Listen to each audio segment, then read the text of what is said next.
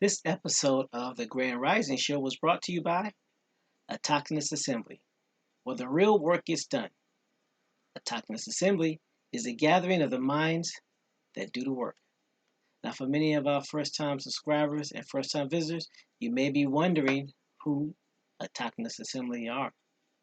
You can find this information about our mission statement and our core values on the website at autochthonousassembly.com/about.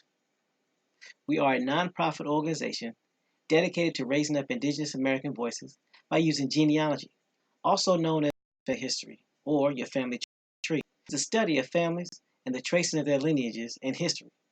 Genealogists use oral interviews, historical records, genetic analysis, and other records to obtain information about a family and to demonstrate kinship and pedigrees of its members.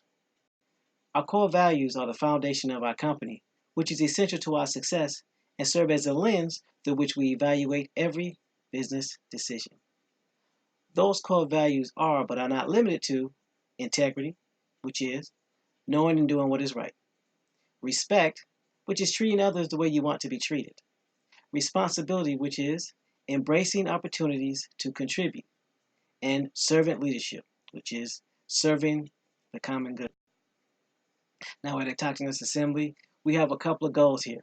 And our first goal and foremost of the reason why we do everything that we do is to ensure that we help you do your genealogy and connect back to your tribe and find out where you are from.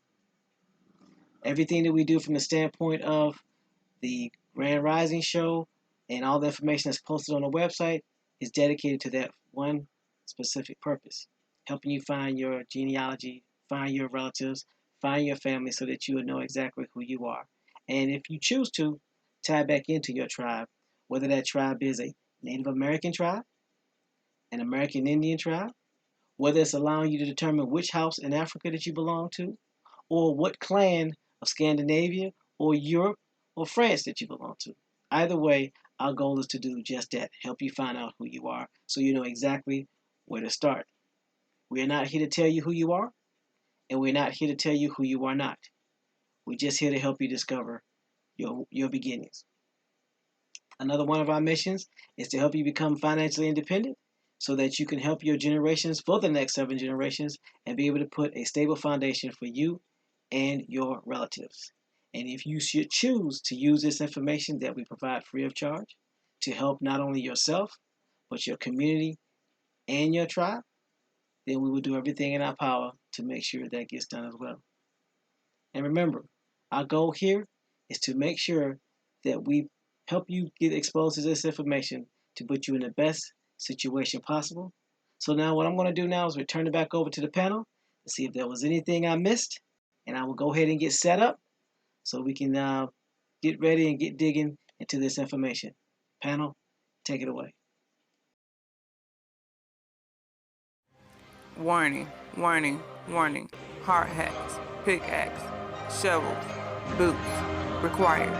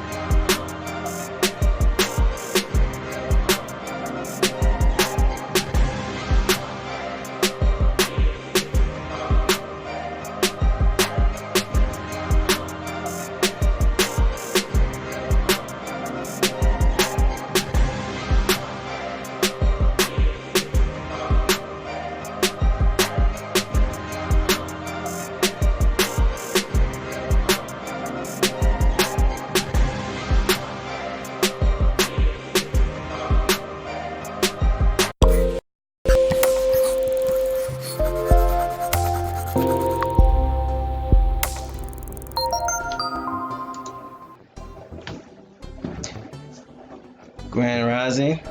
Grand Rising. Hope everyone is doing well this Monday, Labor Day Rising. Yeah, that's it.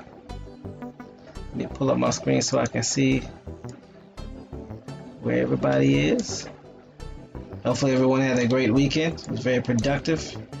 Hopefully you were able to get some much needed tasks accomplished. Uh-oh, who is it?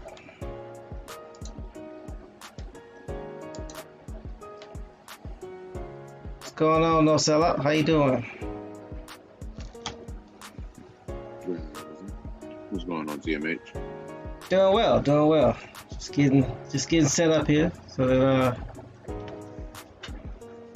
the chat, the new subscribers, and those that are in the audience just chilling can get this information. So hopefully everyone has their hard hats on. I see Doodle Vision's already in the building dropping megaton bombs on people here. So, yeah. Grand Rising, everyone. Grand Rising, Sir Bones. How you doing this rising? What's going on, Bones? Looking like I'm about to have lakefront property. Yeah, I want to make sure everyone is keeping an eye on that storm. It's supposed to be big, so you know. Yeah, as of right now, 100 miles off the eye is 100 miles off the coast of Florida. Okay. Moving west at 1 mile per hour. So, sending positive energy out there to those in Florida and in Georgia, Louisiana. Mainly the Bahamas the Bahamas took a bad hit. Sending positive energy that way. Exactly.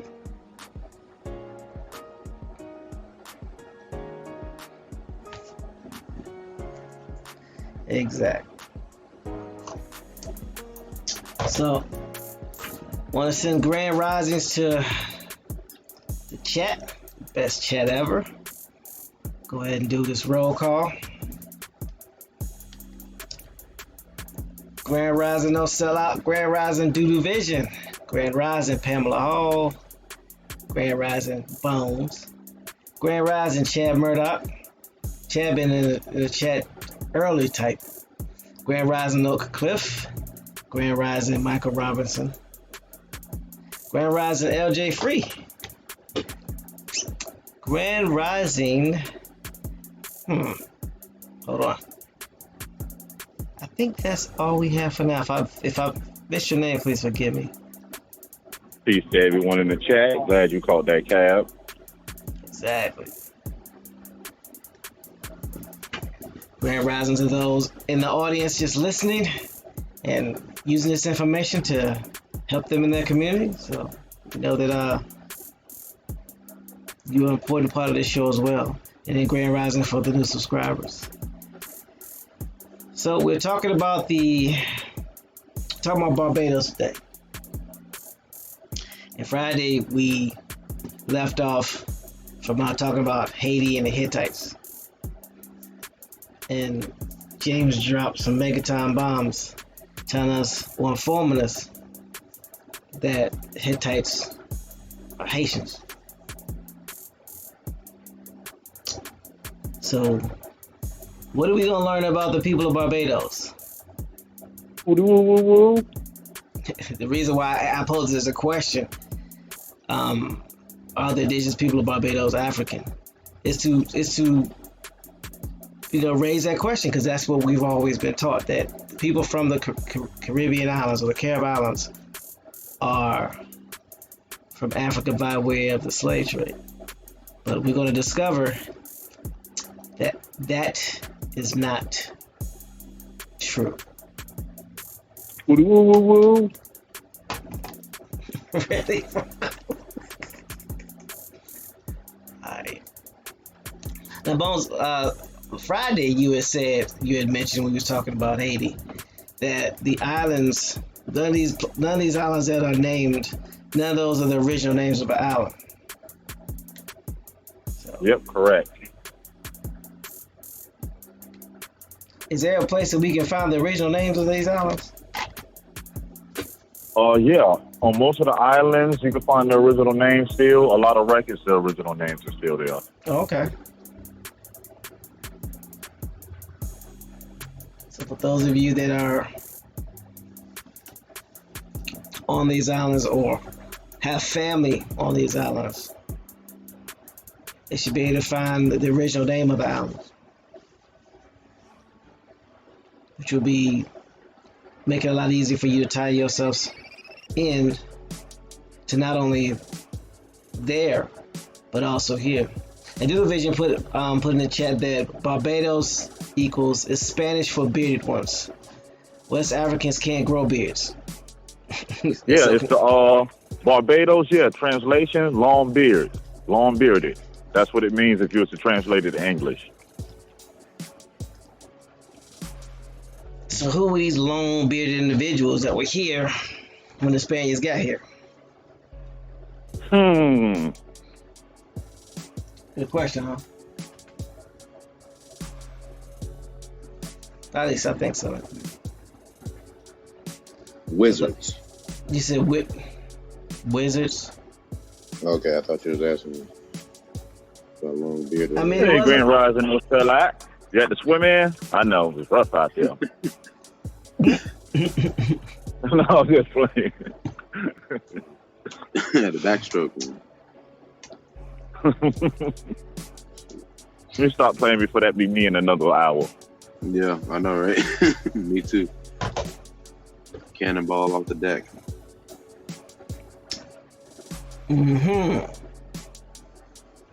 Chad Murdoch says, which slave trade? Because there was allegedly transatlantic, which is a novelty, and the Indian slave trade. So, but the slave trade we talk about, of course, is going to be the Indian slave trade.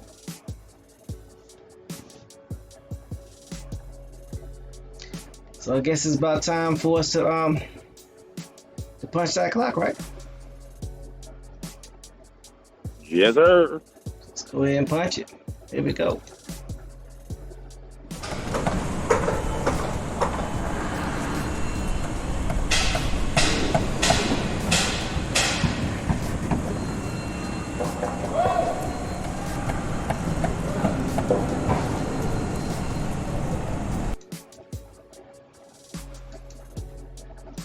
All right.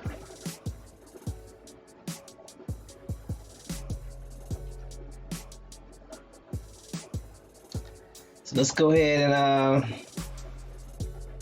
get on with it. The first thing I wanted to do was I wanted to read the Treaty of Tripoli, or it's better known as the Barbary Treaty. Very interesting. Yeah, it puts things in perspective. From the standpoint of pirating and why some laws were made the way that they are and what islands have effects and things of that nature. So I'm gonna put this link in the chat. It was also in the description. So let's see.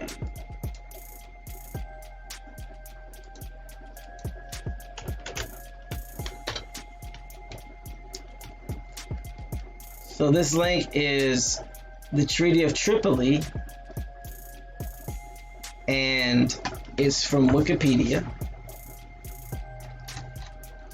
And like many of the Wikipedia pages, it has references. There's at least 23 references from this Wikipedia.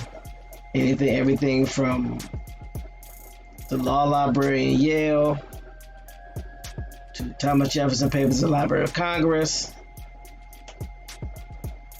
to Oxford University Press.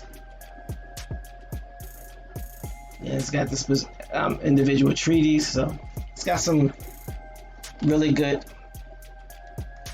cited sources. So if you want to follow along, and eventually go back and read the source materials, because you don't trust Google, I think that'd be a good idea. And if there's anything that we missed, that was misspoken or needs to be debunked, please bring it to our attention by reaching out to toxinsassembly@gmail.com. Dude, Vincent says, don't click on that link without oven mitts. It's too hot like that song by Kool in the Game. Really? Bam, bam. I know, right?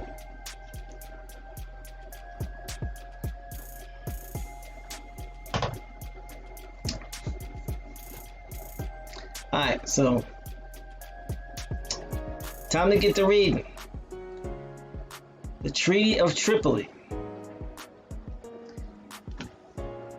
Treaty of peace and friendship between the United States of America and the Bey and subjects of Tripoli of Barbary. It was signed in 1796.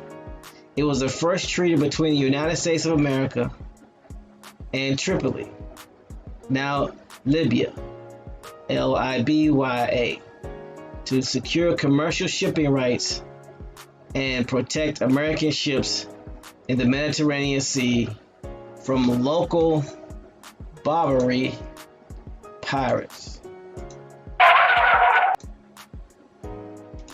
Already we early in the rousing.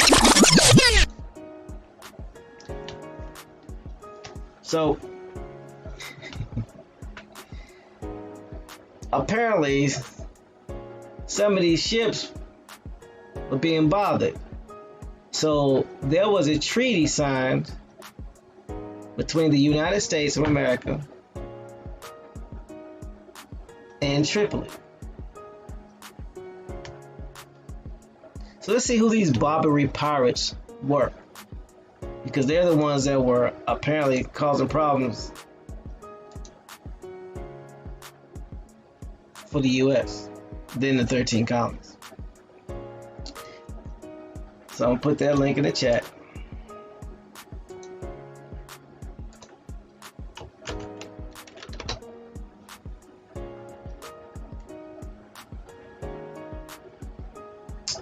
It says, the Barbary pirates, sometimes called Barbary corsairs or Ottoman corsairs, were Ottoman and Berber pirates and privateers who operated from North Africa, based primarily in the posts of Salé, Rabat, Algiers, Tunis, and Tripoli. This area was known in Europe as the Barbary Coast, a term derived from the name of its ethnically Berber inhabitants. Ethnically Berber? Whatever do they mean?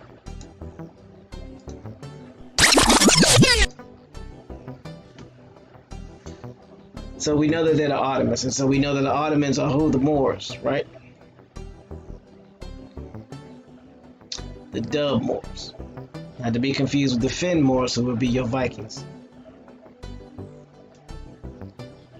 Since they were based primarily in the ports of Salé, Rabat, Algiers, Tunis, and Tripoli. It was known as the Barbary Coast, and it was named for its ethnically Berber inhabitants. What is an ethnic Berber?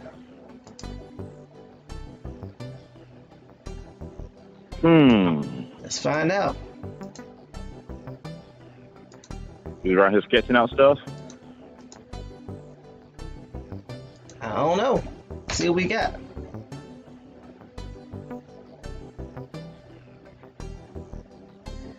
Okay. Doodle Vision says ethnic equals color. Dark skin. Thank you, Pamela Hall and Doodle Vision. Nah. I know, right? Amazigh or Berbers are an ethnic group of several nations, mostly indigenous to North Africa and some northern parts of West Africa.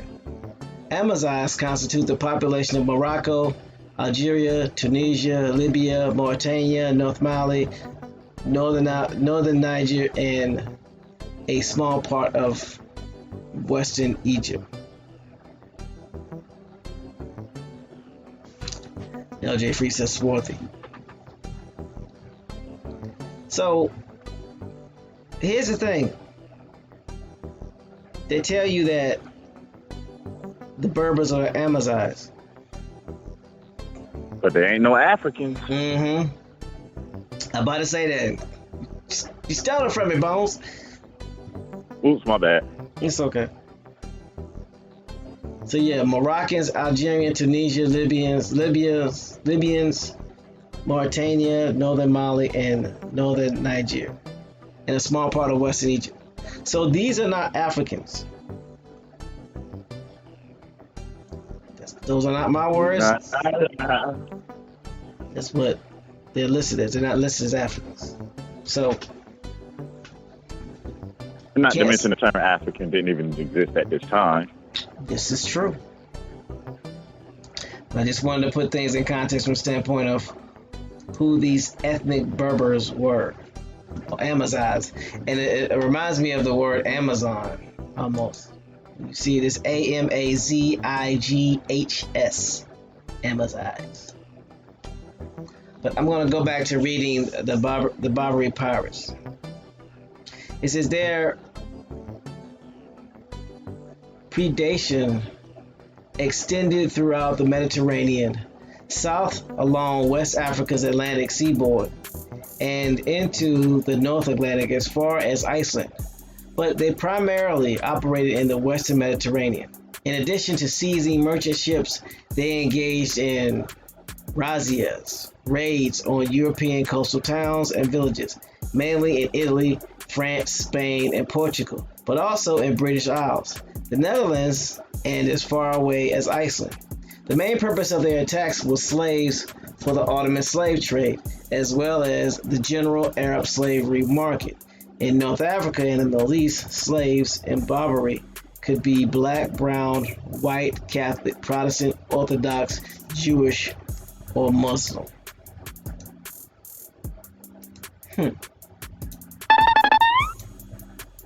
So basically, it sounds like they was enslaving everybody. Grand Rising Muskogee G, Grand Rising Joe 47. They didn't care who you were. Brown, black, white, Catholic, Protestant, Orthodox, Jewish, or Muslim. Anybody can get it. They were playing Pokemon for real, though. Never lied. It says, while such raids had occurred since soon after the Muslim conquest of Iberia in the 8th century, the terms Barbary pirates and Barbary corsairs are normally applied to the raiders active from the 16th century onwards, when the frequency and range of slavers attacks increased. In that period, Algiers, Tunis, Tripoli came under the sovereignty of the Ottoman Empire, either as directly administered provinces or as autonomous dependencies known as the Barbary states. Similar raids were undertaken from Saleh and other ports in Morocco. So it goes on to read that Barbary corsairs captured thousands of merchant ships and repeatedly raided coastal towns. As a result, residents abandoned their former villages of long stretches of coast in Spain and Italy. Between 100,000 and 250,000 Iberians were enslaved by these raids. Whoa.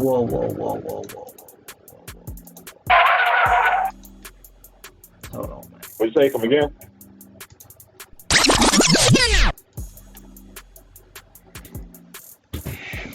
It says both Barbary corsairs captured thousands of merchant ships. First of all, thousands. That's 1,000 with an S. So that could be like 2,000, 3,000. That could be anywhere up to 9,000. So why do I say that? Because if it's up to, any more than 10 to 20,000, they will say tens of thousands. So that means they had boats for themselves. That means they must have had thousands of boats for themselves already. Yeah, they had to have ships.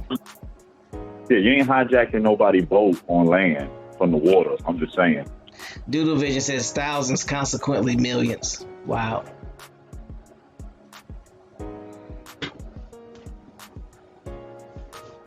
So they had raided coastal towns. As a result, residents abandoned their former villages of long stretches of coast in Spain and Italy. So think about this. They were taking, again, they didn't care who you were. They was if you was on the coast and they can get you, they would come jack you. Or they would get the ships. Dude says billions as in dollars. I know, right? Get over here. So between 100,000 to 250,000 Iberians were enslaved by these raids. That's 250,000 people. And it says Spaniards and Italians. It didn't say Africans.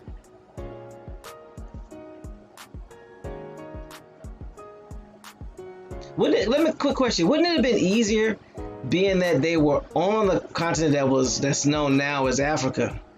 Wouldn't it have been easier for these Ottomans to enslave people in West Africa? Because that's where they were supposed to be, quote unquote, getting all the slaves from. Or was there anybody in West Africa at that time? Man, you already know. Because it just doesn't make any sense to go off your continent and get slaves from somewhere else when, according to history, the majority of the slaves came from West Africa. So why were you not enslaving the people of West Africa? Just a thought.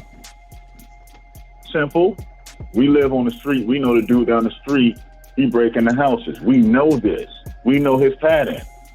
How hard is it? It's going to be pretty hard for him to break in our house now, ain't it? Yeah, it is. But if he go 2 streets over, he goddamn, get over here. Doodle Vision says West Africa at this time was a prison camp. So that's probably where the royals were. The dub royals from Europe.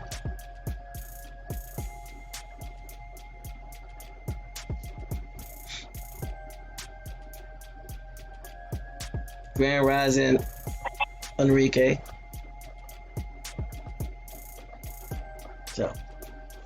So still reading about the Barbary pirates, it says the raids were such a problem, coastal settlements were seldom undertaken until the 19th century. Between 1580 and 1680, corsairs were said to have captured about 850,000 people as slaves, and from 1530 to 1780, as many as 1,250,000 people were enslaved. However, these numbers have been questioned by the historian David Earle. Some of these corsairs were European outcasts and converts, renegades such as John Ward and Simon Dansker, Hayreddin Barbarossa and Ulrich Reis, Turkish Barbarossa brothers who took control of Algiers on behalf of the Ottomans in early 16th century were also notorious corsairs. The European pirates brought advanced sailing and shipbuilding techniques to the Barbary coast around 1600, which enables the corsairs to extend their activities into the Atlantic Ocean. The effects of the Barbary raids peaked in the early to mid 17th century.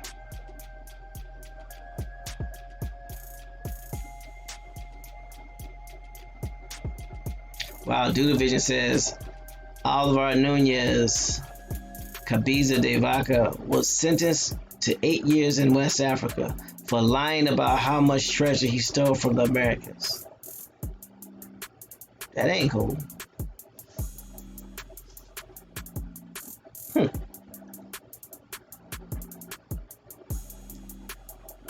Let's take a pen in that.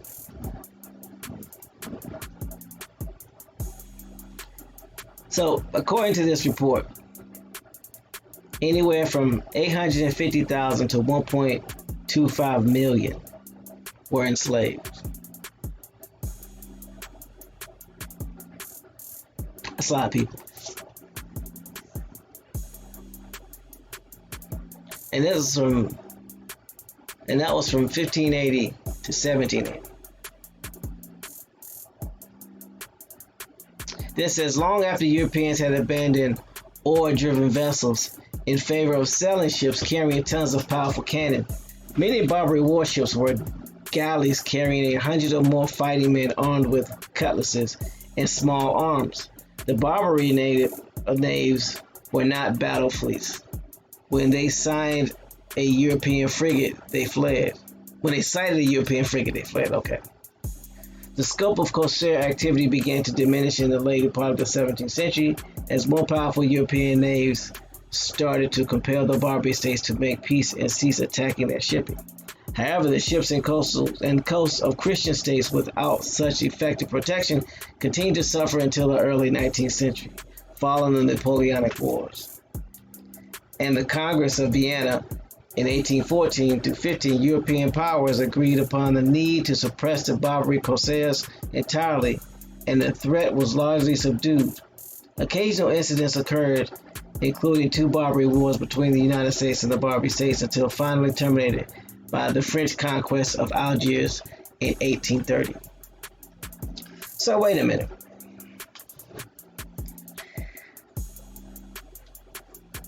This is until 1830.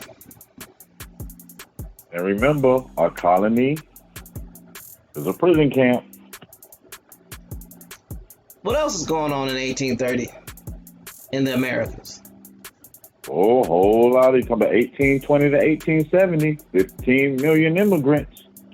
Lord of mercy. 15 million immigrants coming this way. So let's look at this. Let's put this in proper perspective. You have 15 million immigrants coming to the United States from 1820 to 1870. Before 1830, you had at least a good 20 years in the 1800s where European ships were being raided on a daily to the tune of thousands of ships. You had the Indians being moved to the west, and you had all these wars. That sounds like a whole lot of stuff that's going on in this time span. Where are these? That's a lot.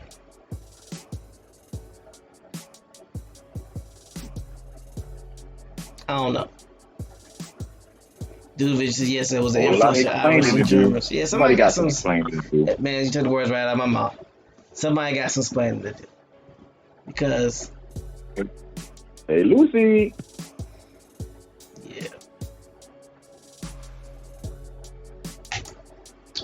So let's continue on to the treaty. Tripoli. I'll put it back in the chat.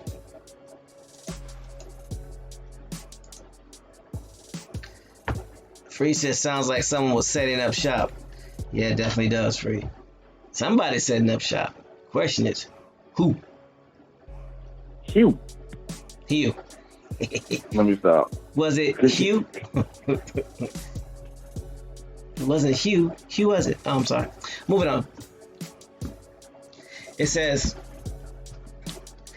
the treaty was signed in Tripoli on November 4th, 1796, and at Algiers for a third-party witness on January 3rd, 1797. It was ratified by the United States unanimously without debate on June 7th, 1797, taking effect June 10th, 1797, with the signature of President John Adams. RJ Free says, Waldo has struck again. Done. It says, the treaty is often cited in discussions regarding the role of religion in the United States government for a clause in Article 11 of the English language American version, which states that the government of the United States of America is not in any sense founded on Christian religions. And superseding treaty, the Treaty of Peace and Amity signed on July 4th, 1805, omitted this phrase. Did y'all hear that? Y'all didn't hear that, did y'all? Read that again, please, for the beautiful people that's rising.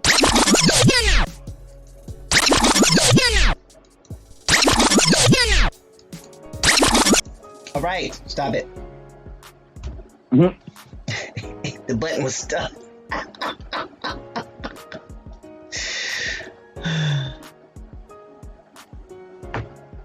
Pamela said, now that's some BS right there. Okay, it says that the treaty is often cited in discussions regarding the role of religion in the United States government. Because what does it say that the United States was built on? The foundation of what? Christianity, right? Right? So we are a Christian nation. Huh? That's what they try to tell you, but I've heard that before. What they did. I mean, that's what I've heard. I could be wrong. Let me know if I'm misstating or misquoting. But then it says, for a clause in Article 11 of the English language American version, which states that the government of the United States of America is not, in any sense, founded on Christian religion.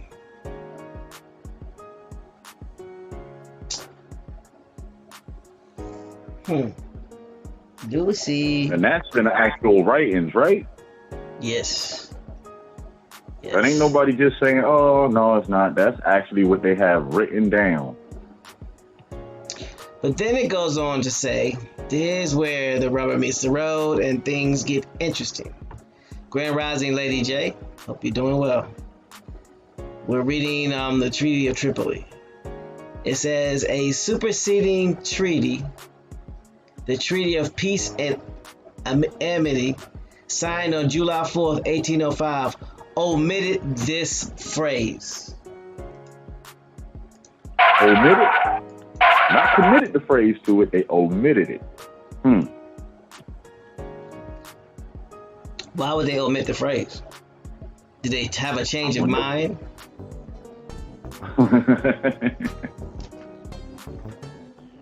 No, it's kind of hard to do that when you have a lot of people coming over here that got different belief systems at the time.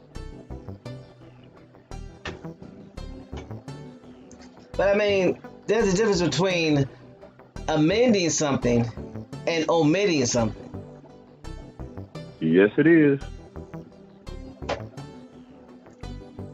Amending something means that there's a change because of a policy, because of a precedence, or because of a change in thought. Omitting something means you're deleting it as if it never existed, so that you could. I just leave it at that. Dudovich says Thomas Jefferson walking around with Quran. His code name is now Thomas X. How many people knew that much?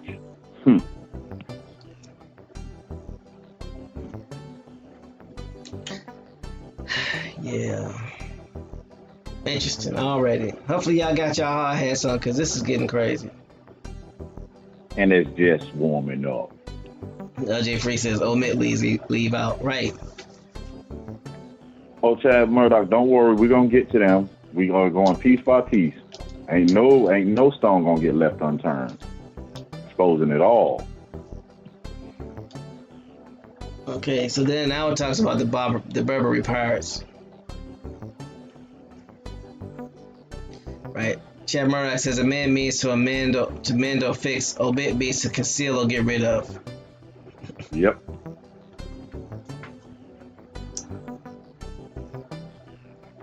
That's why you, ladies and gentlemen, are the best chat ever. So, let's talk a little bit more about these Barbary pirates. See if there's anything of interest.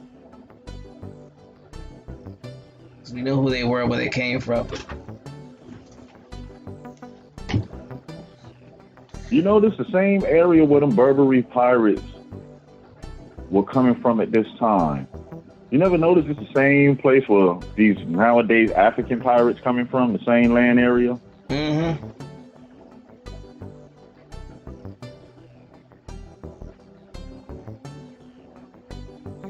Free says, get out of my head, TMH. Well, they are the best chat ever. Get out of my head, out of my head. Wow. So it says, we already know that there were thousands, tens of thousands of ships that were raided and slaves taken. And James had brought up a good point. While this was all going on, and these Berbers were raiding these ships, why is it the Africans never went back home if they were taking the Africans off of slave ships? Why did they never go back to Africa? Why is there nobody saying that they would? Why would they be taking their own people into slaves? I'm just saying. They're from North and Northwest Africa. So why would you grab people from North and Northwest Africa? Wouldn't that be your own people? Yeah, that would be.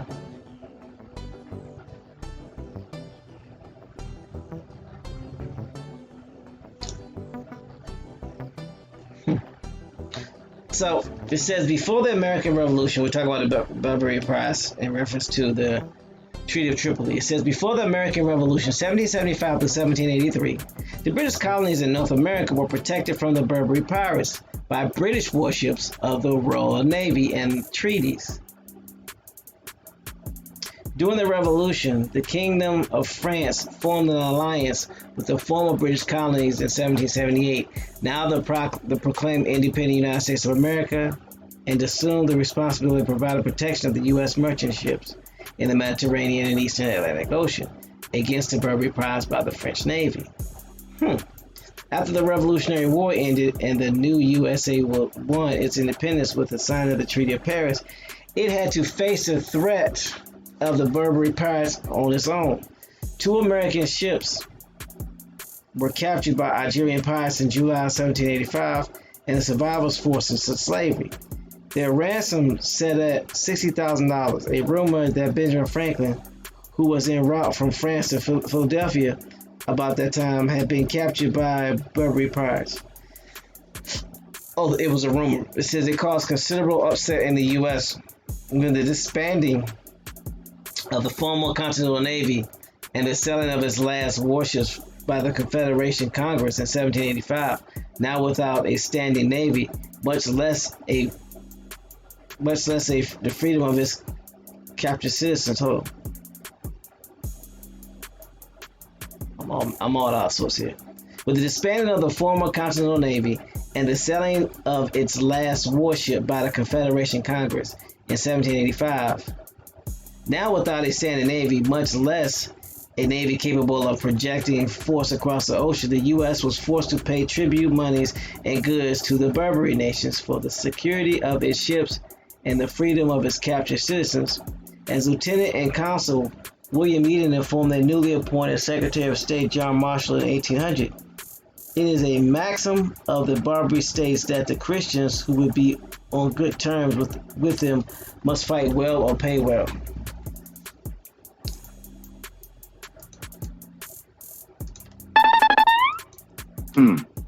I see a couple of problems with what I just read.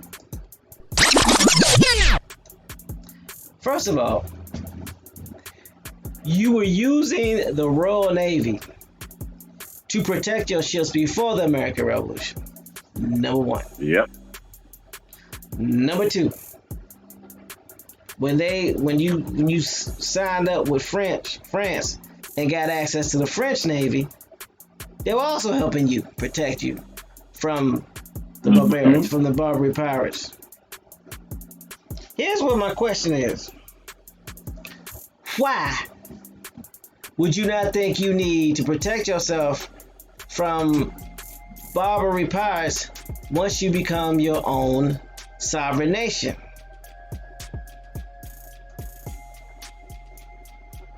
Or is that just, I'm reading too much of this? And then, on top of that, you sell off your ships. You disband the Continental Navy.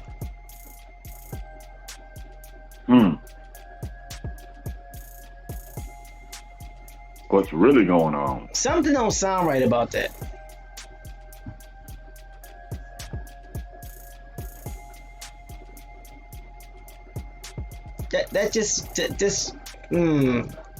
Because just because you win the war doesn't mean you solve your Barbary problems. You still got pirates. The pirates didn't go away. The pirates weren't part of the war. Nope. That war And supposedly. you still got them to this day. Right. And you still got them to this day coming off of that continent. Right. So according to the information that is put in our history books, there were no pirates that fought in the war, in the Revolutionary War. Let them tell it. So if that's the case, then why would you think that you wouldn't need protection? But I digress. So now you got to pay. You have to pay a tribute, or you have to pay basically a ransom. Mm-hmm.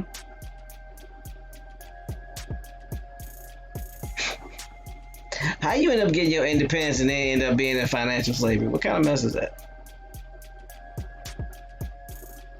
Control. Come on, man.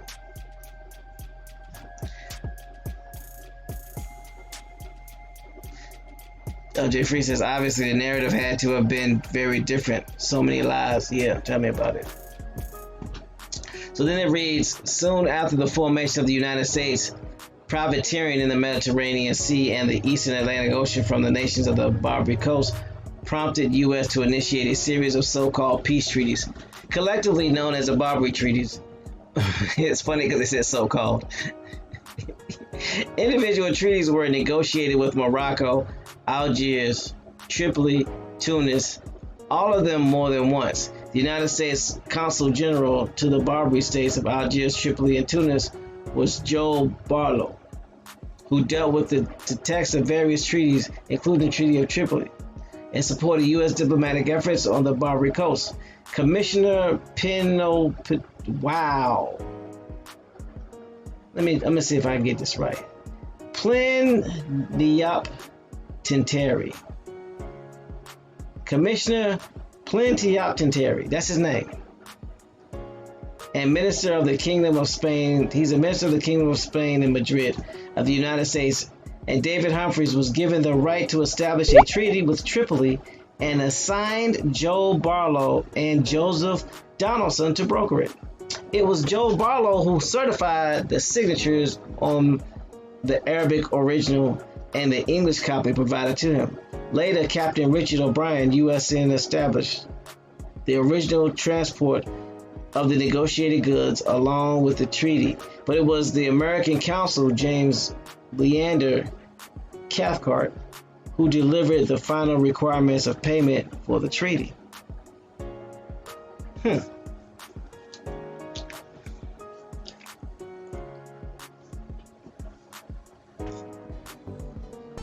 AKA foreigners.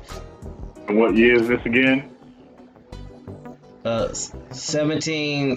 I mean, different treaties were signed different times. So you're talking about anywhere from 1796 to 1786 and 1795 and 1797. Remember how they talked about the prior? Remember how they talked about multiple treaties that were signed prior, right? Right.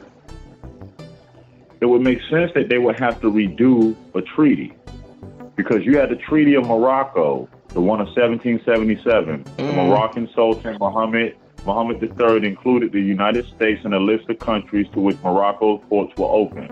Morocco thus became the first country whose head of state publicly recognized the newly independent United States. Basically, they stopped the little Barbary trades of snatching of ships and people by making a deal with them. They did a commerce deal. So now they trade in, and American ships have access to the ports of Morocco. But they'll tell you it's another treaty. Chad Murdoch says, Sundry Act y'all talking about?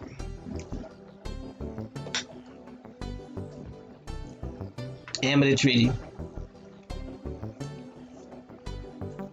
Yeah, the Amity Treaty was... the Moroccan-American, it's the Moroccan Friendship Treaty with America.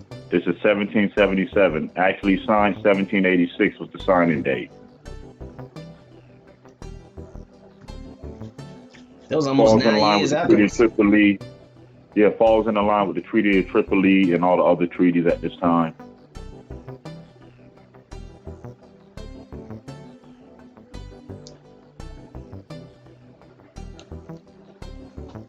Could that be why Thomas Jefferson was walking around with a Quran in his hand?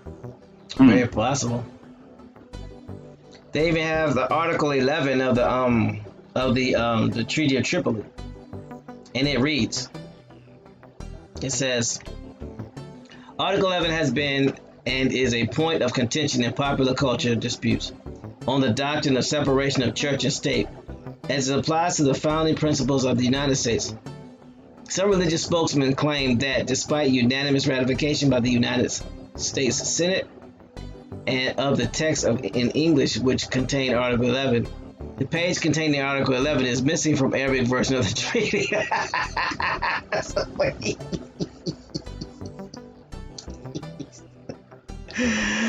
Hold on. That caught me off guard. One more time. It says, the page containing Article 11 is missing from the Arabic version of the treaty. Wouldn't that make that treaty null and void? Anyway, the contemporaneous Why would the Arabic copy be missing?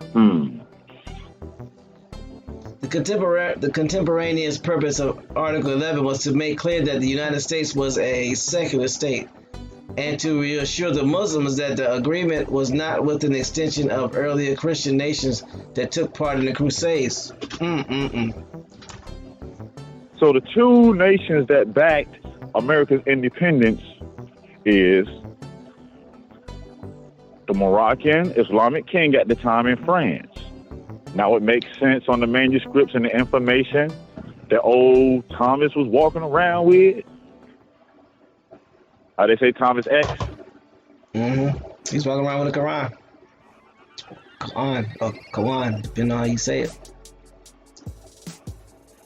So Article 11 in the English version reads, the government of the United States of America is not, in any sense, founded on Christian religion, as it has in itself no character of enmity against the laws, religion, or tranquility of Muslims, and as the said states never entered into any war or act of hostility against any Mohammedan nation. It is declared by the parties that no pretext arising from religious opinions shall ever produce an interruption of the harmony existing between the two countries. So what's this war in the Middle East with America again? Clarify what you mean, Bones, please.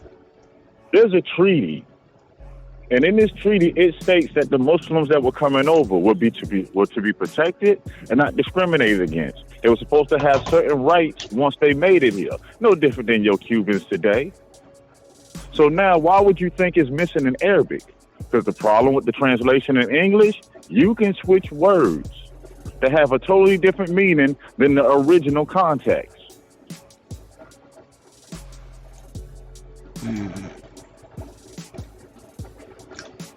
Good point.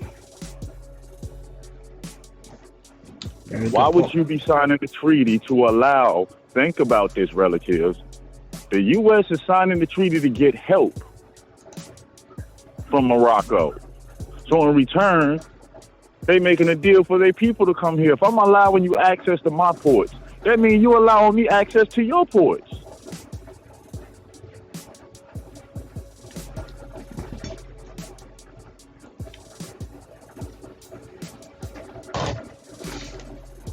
Something to think about. I got one word for that.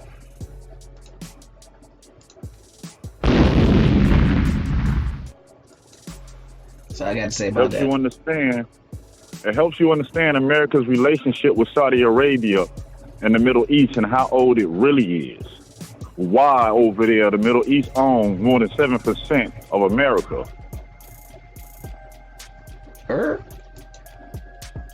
More than 7%.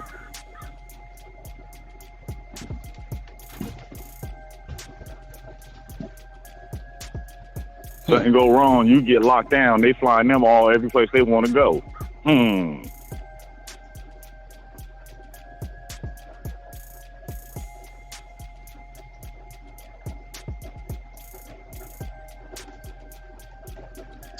Interesting.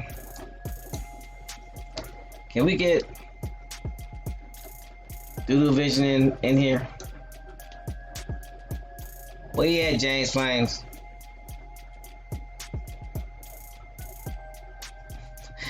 Joe 47 says, hold up.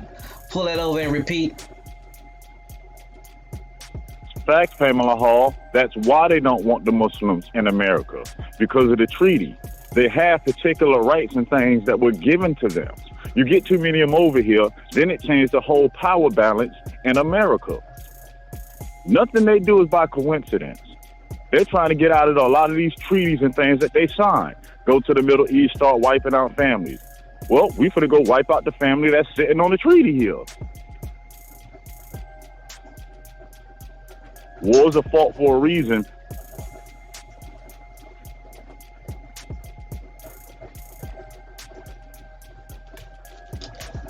I think we talked about this before. Remember years ago, the Iranian president came to America? Yeah. Then he goes to the colleges and gives speeches and seminars talking bad about America. What happened to him? Nothing, but let you stand out in the corner and do it. Watch how many lumps you get in the back of your head.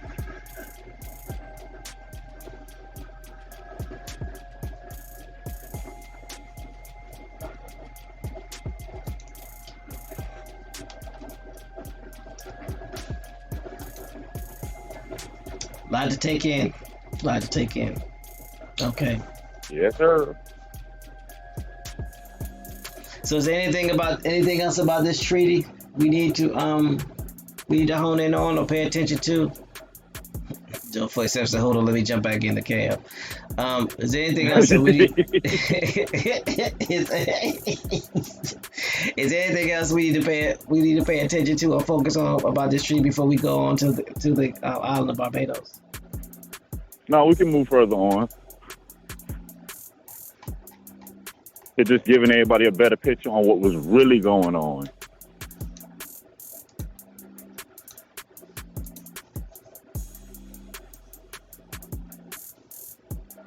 Cool. Let me do this. And not to mention, but we went over it. Not to mention at the time that all these people like to claim Morocco, and Morocco is this, and Morocco is that. Morocco is an Islamic state, and to this day it still is. Y'all better think about what you claiming. Mm-hmm. Here's a link to Barbados. Uh-oh. No sellout. Are you gonna be able to read?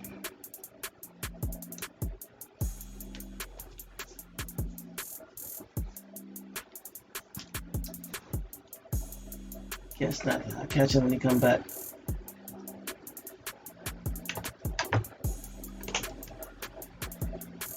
Oh.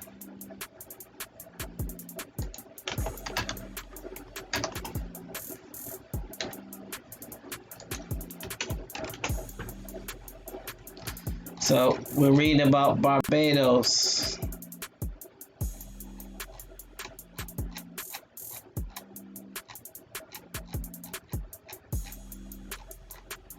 It's a lot about Barbados on this wiki page. There are over 107 references when it comes to Barbados. So, Well said. you can do a lot of research and following up.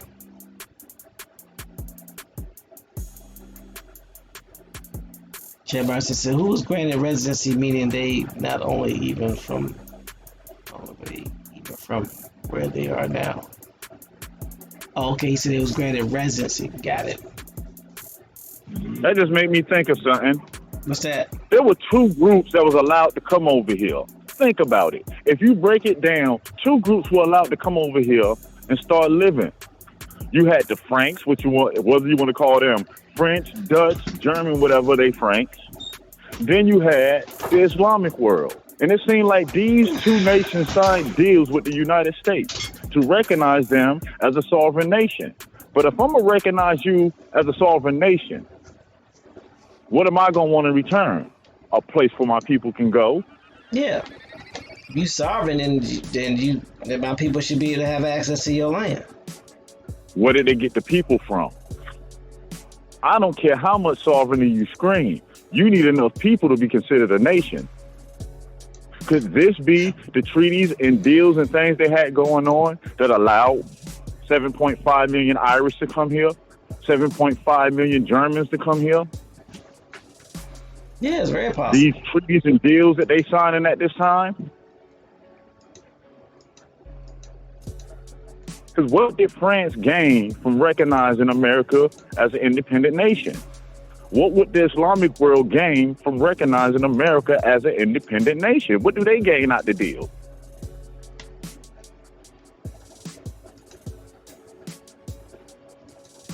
Yeah, because you don't think they would be doing it out of the kindness of their heart. There's got to be something that they're going to gain from it.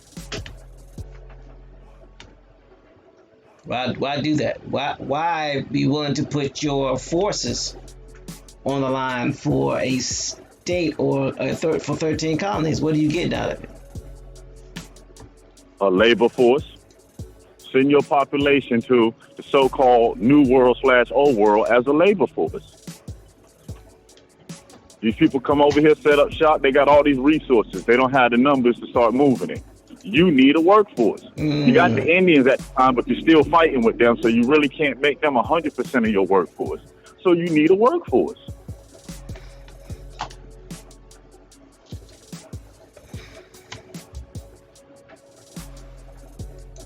Good one.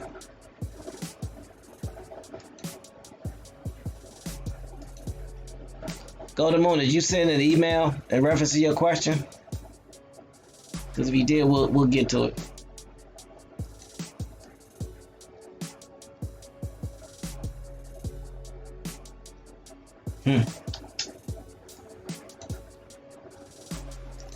This is interesting. So where was that? Oh, Barbados. I didn't even get that far before we hold on.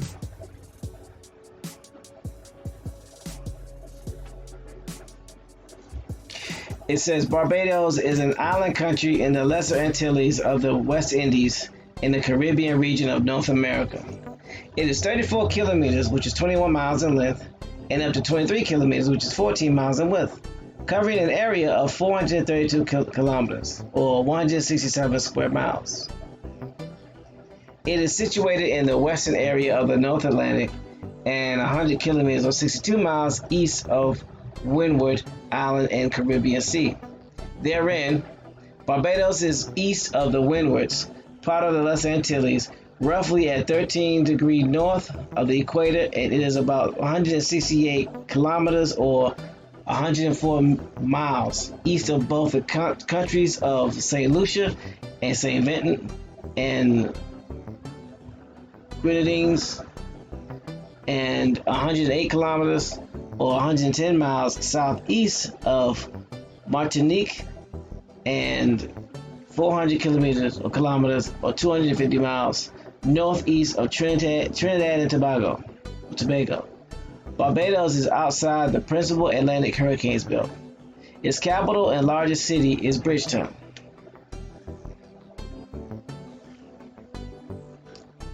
So let's move on. Hold on, teammates. I don't mean to stop you. No, you good. There's something popped in my head. Go ahead. We know that these foreigners were getting their butt whooped over here by our ancestors, right? Yeah. So they would have to bring in more people. The only way the outside world can get the best of the Indian is overpopulate their landmass with foreigners. Then make it difficult to tell apart by the eyes who is who. Because you notice, they made sure they sent a whole lot of melanated people here.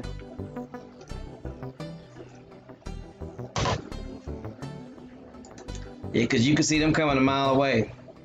Pun intended.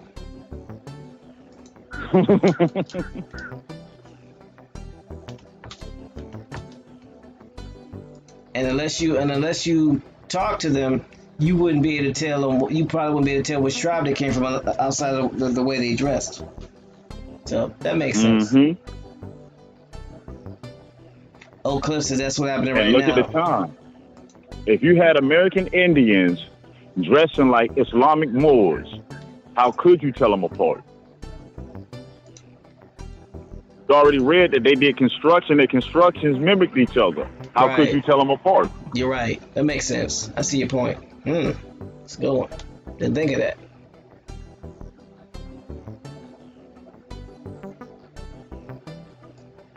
Remember, they first did it with, what was their philosophy? Kill the Indian, save the man. When they tried it with people that didn't look like us, it worked with some people, it didn't work with everybody. To convince a person to follow a system is a lot easier when a person looks like them.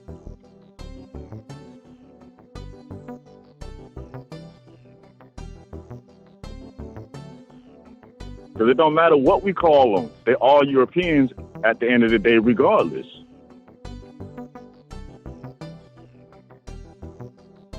Just another thought rambling in my head this rising. No, that's a good thought. That makes a lot of sense. We know they had to do something.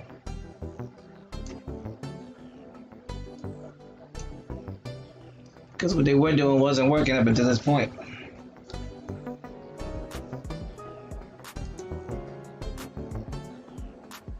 Let's see.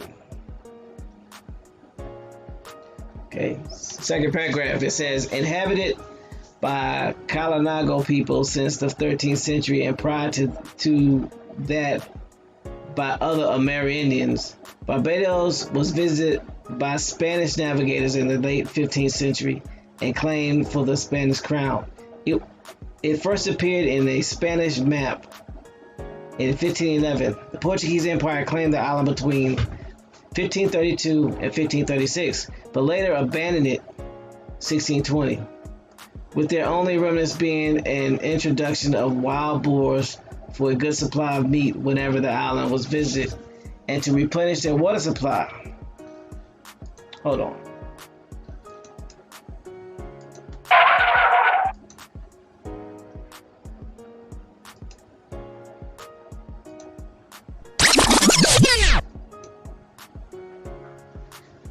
So it reads that it was inhabited by people of the Kalinago people since the 13th century. So that means since 1200. First of all. And prior to that, by other Amerindians. Mm-hmm. So that means couldn't have been, there were people here when the Spanish got here in the 1500s, some 300 years later. Mm-hmm. Yeah, because they'll tell you in the history of Barbados that you had Arawaks living on the island. Then the Carib Indians, who were bigger, came and ran a lot of them off before anybody else came here. But that's in their story.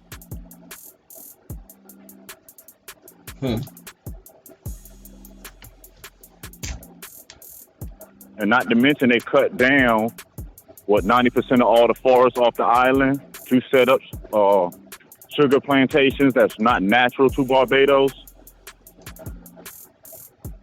Right.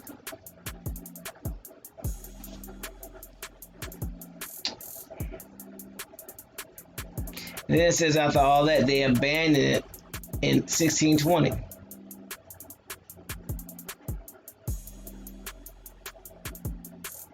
So they were there a little over 114 years and just abandoned it.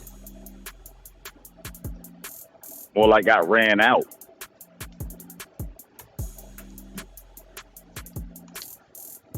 That's what I would think.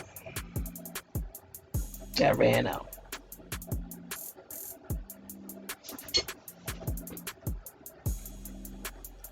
Interesting. Plus, they had a lot of problems in Barbados, cutting down the trees. You had, 2 massive hurricanes that wiped out a lot of the stuff on the island, drought one year, flood the next year.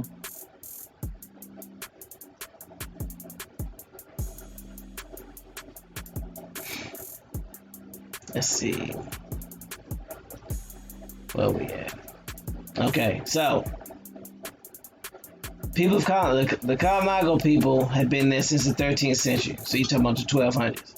And then the Amerindians had been there before that. So now let's go on and see how they, try to skew the facts a little bit or make you forget certain things.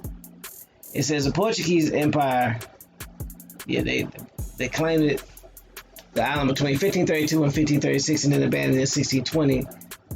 And it says an English ship, the Olive Blossom, arrived in Barbados in May 14th, 1625. Its men took possession of it and named it King James I. In 1627, the first permanent settlers arrived from England, and it became an English and later British colony. As a wealthy sugar colony, it became an English center of African slave trade until the trade was outlawed in 1807, with final emancipation of slaves in Barbados occurring over a period of years from 1833. So where's the records of them bringing Africans to Barbados? There's the records of them taking Irish and Germans there to work on the sugar plantation for 7 years.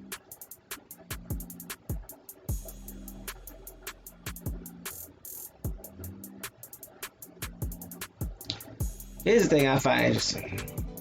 It says the final emancipation of slaves in Barbados occurred over a period of years.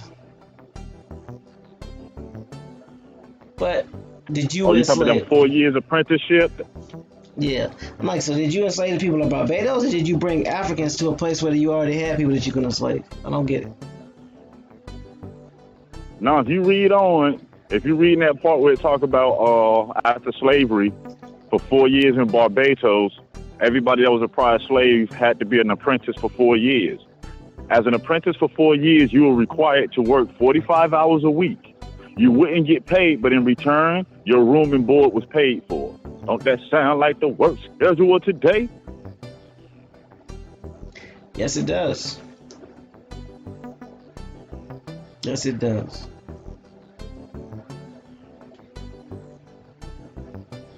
Remember, at this time, apprenticeship is just another fancy word for indentured servant. Yep.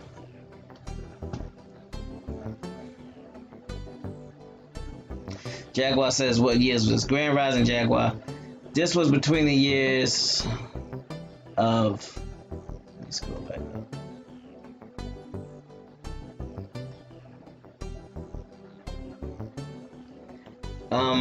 When the English and the British colony got there, we talk about 1627. 1625.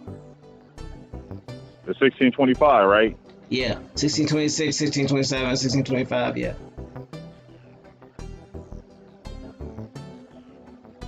Because the Europeans got to the island basically 4 years after the Portuguese Empire left, abandoned the island.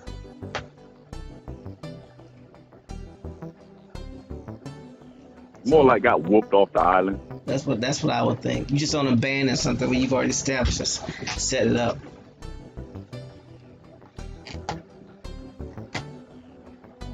Grand Rising Mama Bear. Hope all is well.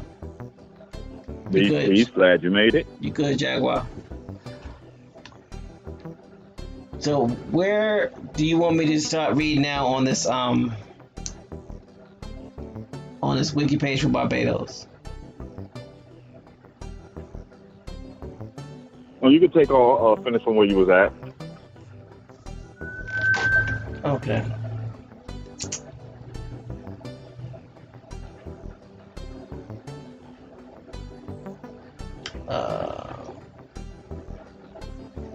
On 30 November 1966, Barbados became an independent state in the Common Realm with Elizabeth II as its queen, excuse me. It has a population of 287,010 people, predominantly of African descent. They go with that BS. If they had... Where did they come from? Right.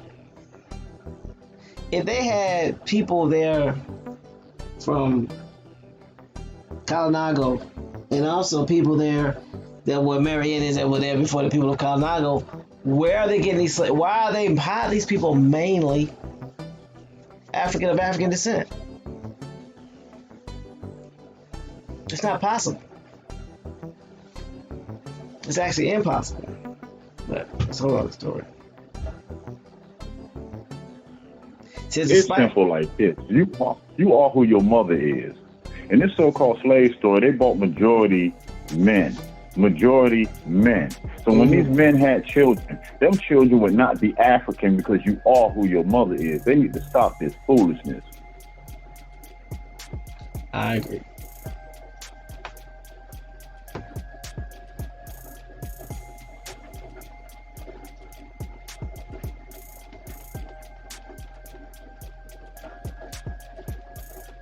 Let's see, where was I? Oh yeah, they became an independent state after the Queen.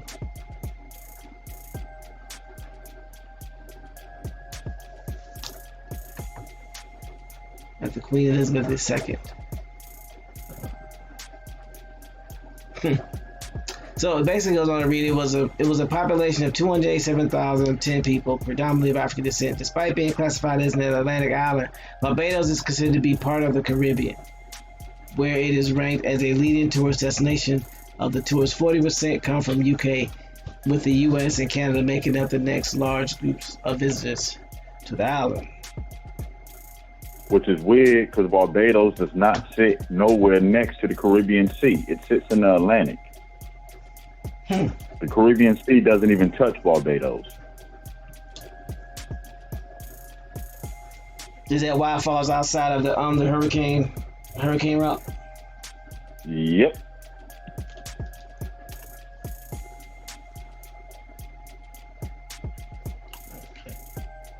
It says the name Barbados is from either Portuguese term Barbados or Spanish equivalent Los Barbados, both meaning the bearded ones. It is unclear whether bearded refers to the long hanging tools of a bearded fig tree, indigenous to the land, or to the allegedly bearded Caribs who once inhabited the island, or more functionally to a visual impression of a beard formed by the sea that sprays over the outlying reefs. In 1519, a map produced by the Genoese mapmaker Visconti Maggiolo showed and named Barbados in its correct position.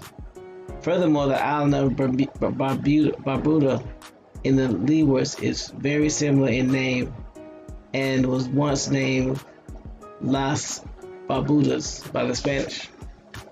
I wonder if that was done for confusion.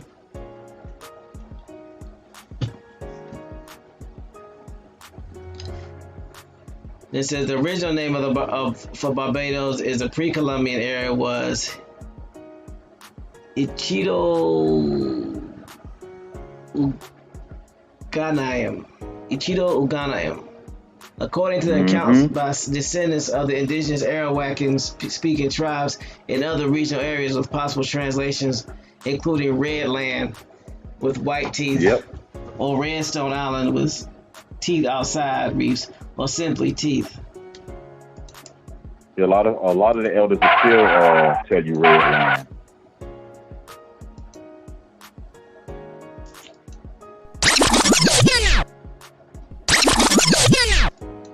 So, here's the thing. You say it's mostly African descent, but then you say the original name comes from the Arawak. And after the Arawak, you had the people of Colorado. So how in the world can this be mostly African descent when you're already saying that there were people that were Arawak Indians that were already here? Doesn't make any sense. Yeah, you got Carib Indians and Arawak Indians.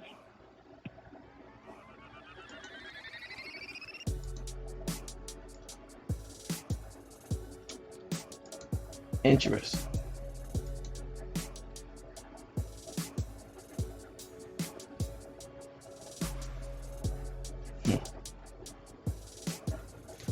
All right, where we at now?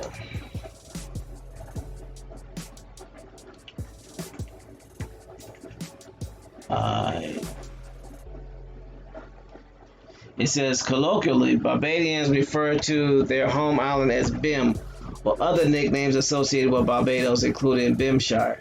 The origin is uncertain, but several mu meaning my home kindred kind, the Igbo phoneme in the Igbo orthography is very close to. The name could have risen due to the relatively large percentage of enslaved Igbo people from the modern day southeastern Nigeria arriving in Barbados in the 18th century. Yeah, they got there in the 18th century, but the island had its name way before these people got here. Exactly. Just stop that. You saying they got there in the 18th century, but back in the 12th and 13th and 14th, 15th, you was already calling it Barbados. What's really going on?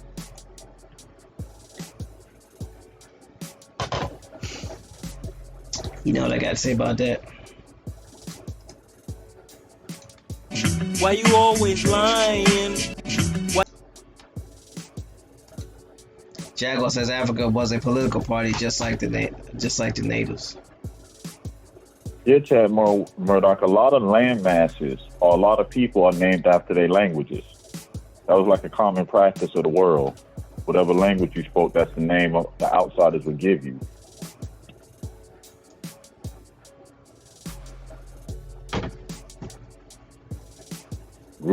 Groups of people will identify as a family name.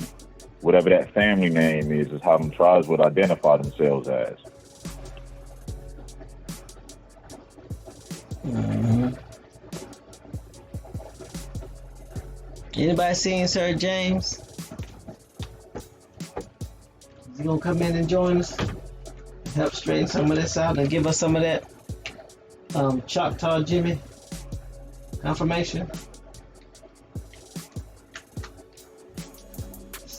Just curious.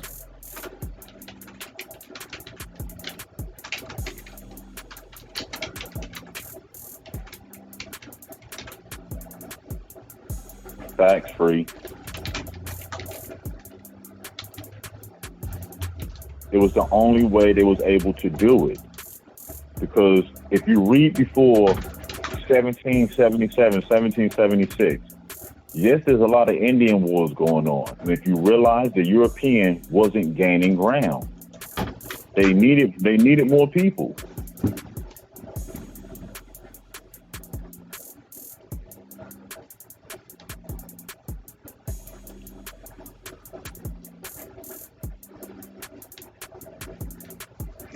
Let's see. It says the words Bim and Bimshire are recorded in the Oxford English Dictionary and chambers of 20th century dictionaries.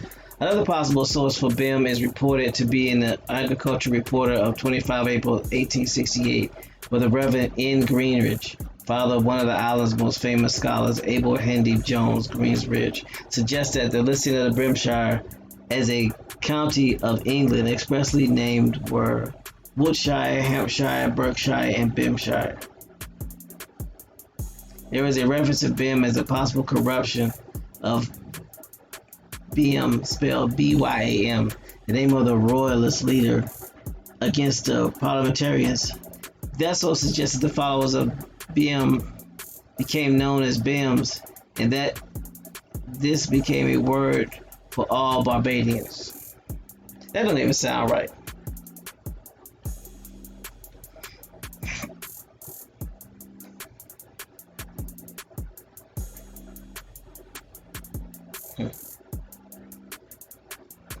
So now it goes into the history about the pre-colonial period, the European arrival, the English settlement in the 1600s. Let's see. It says archaeological evidence suggests humans may have first settled or visited the island circa 1600 BC. More permanent Amerindians settled on Barbados dates to about 4th and 7th centuries AD to a group known as the Solidoid Barracoid. The two main groups were the Arawaks from South America, who became a dominant around 800 to 1200 AD, and more warlike the Kalinago Island Caribs, who arrived from South America in the 12th and 13th centuries. So It's saying that the Arawaks were there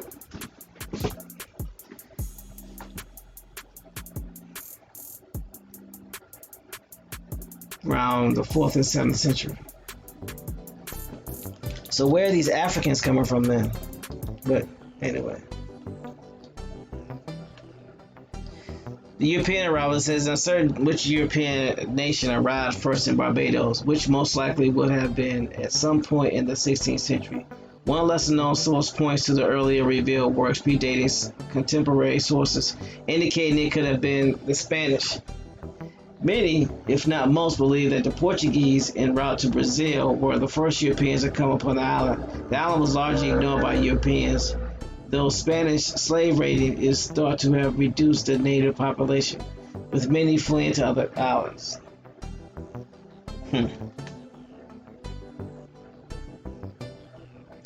English settlement in the 1600s. The first English ship, which arrived on May 14, 1625, was captained by John Powell. The first settlement began on 17 February 1627, where what is now Hull Town, formerly Jamestown, by a group led by John Powell's younger brother Henry, consisting of 80 settlers and 10 English laborers.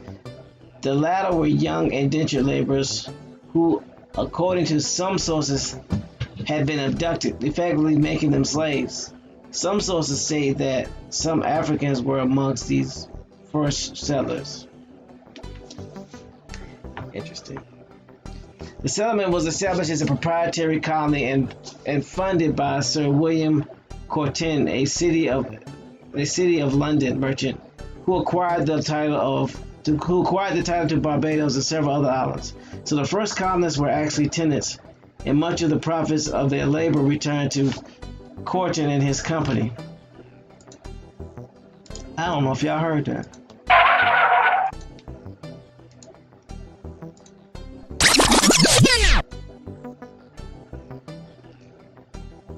It says the settlement was established as a proprietary colony and funded by Sir William Cortin, a city of London merchant who acquired the title of Barbados and several other islands. He acquired the title of the island. He owned the island.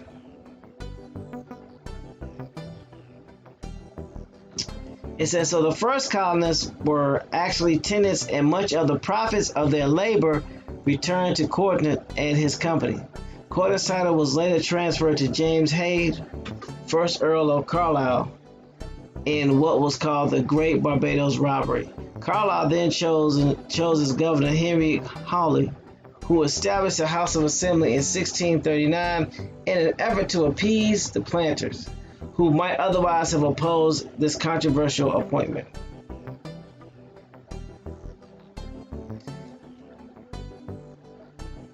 In period 1640 to 60, the West Indies attracted over 2/3 of the total numbers of English immigrants to the Americas. By 1650, there were 44,000 settlers in the West Indies as compared to 12,000 of the Chesapeake and 23,000 in New England. Most English arrivals were indentured. After years of labor, they were given freedom dues. Wait for it.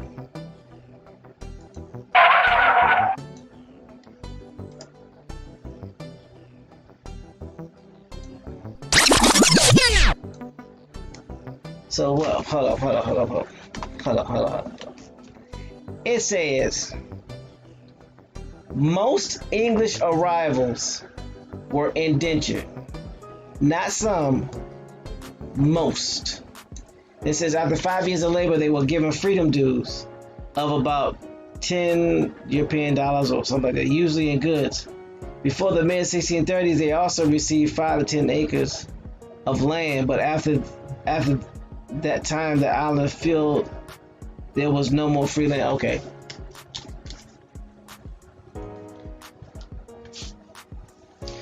During the Cromwellian era,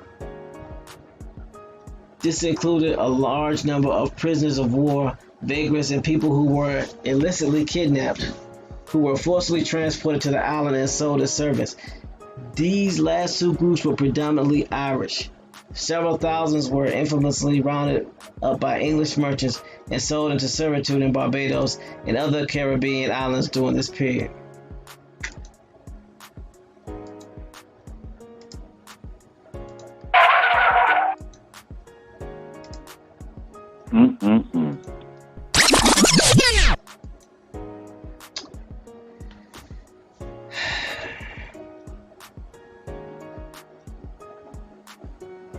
The last two groups were predominantly Irish. So you had people from England and people from Ireland coming over here being indentured servants.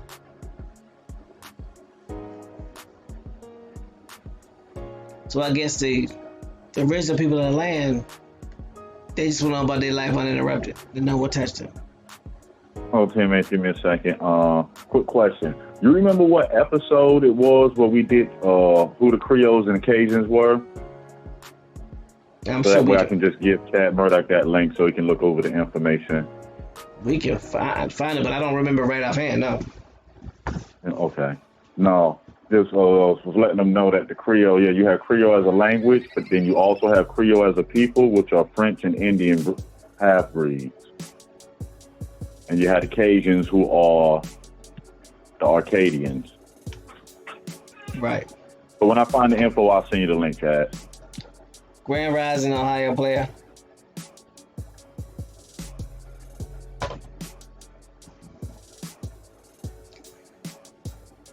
So you got people of Irish descent and people of English descent who are majority of your indentured servants.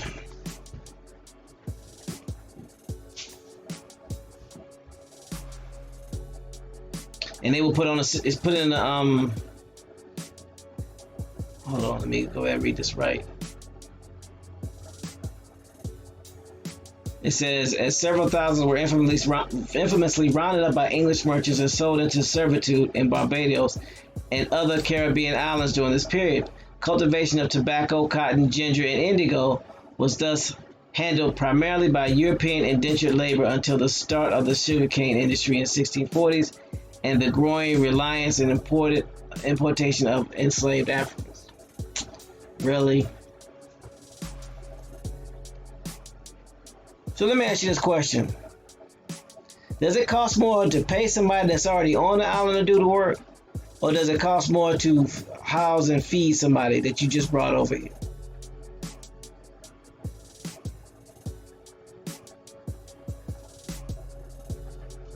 I'll wait.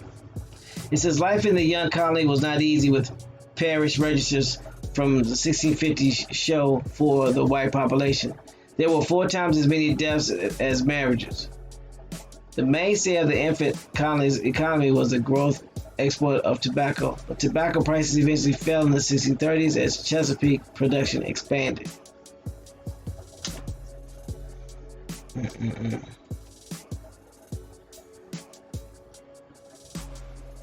No, the question, Pamela, was, is it less expensive to pay somebody a salary who's already on the island, or to feed and clothe somebody who you just got here?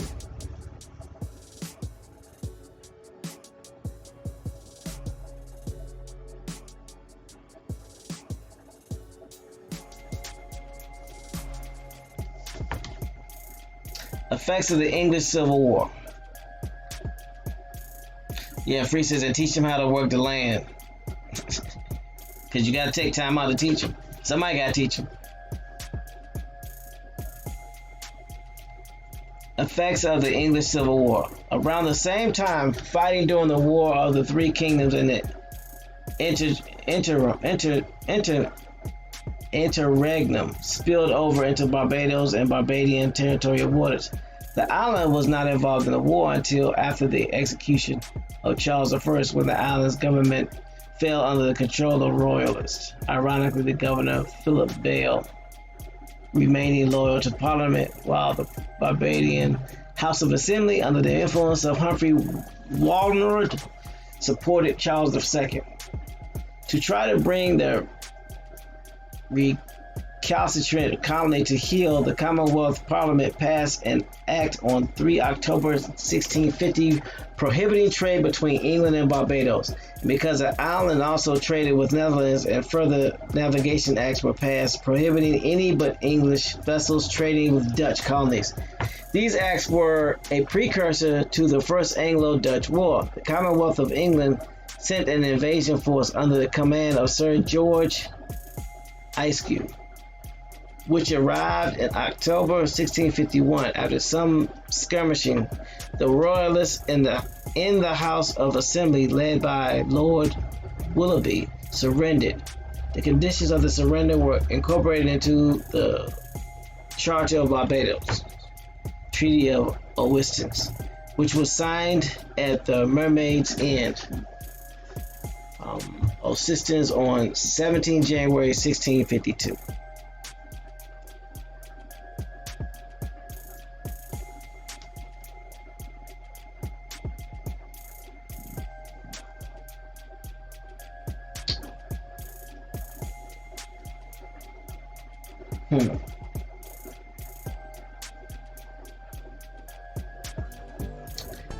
Where we at?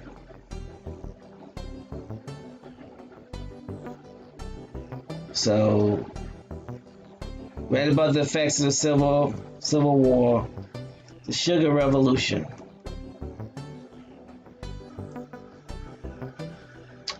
The Sugar Revolution. The introduction to sugar cane from the Dutch Brazil in 1640 completely transformed society, the economy, and the physical landscape. Barbados eventually had one of the world's biggest sugar industries.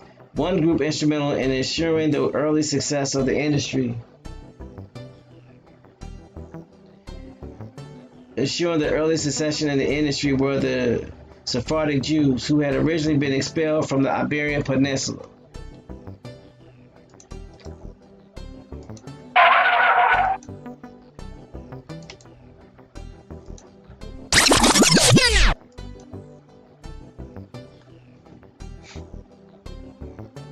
That's right, Free says, remember, plantation equals colony. It says one group instrumental in ensuring the early success of the industry were the Sephardic Jews, and they were originally expelled from the Iberian Peninsula to end up in Dutch Brazil.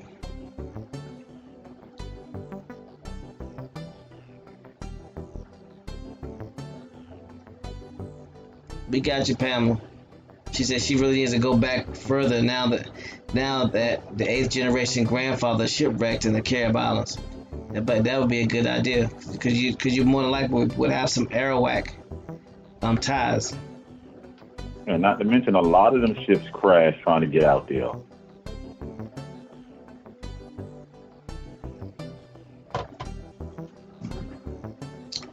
Where was I?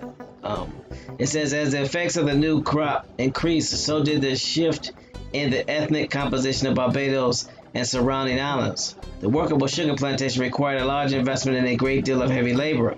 At first, Dutch traders supplied the equipment, financing, and enslaved Africans BS. In addition to transporting most of the sugar to Europe, in 1644, the population of Barbados was estimated at 30,000, in which about 800 were of African descent, with the remainder mainly English descent. So what happened to all the Arawaks? Sorry. Renamed them somebody else. Kalanagos and the Arawakis are just all gone. Doodoo. Can you come on up in here, please, sir?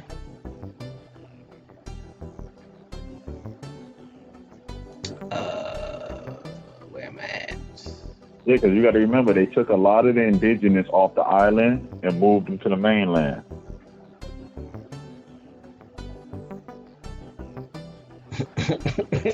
Thank you, sir. Appreciate you.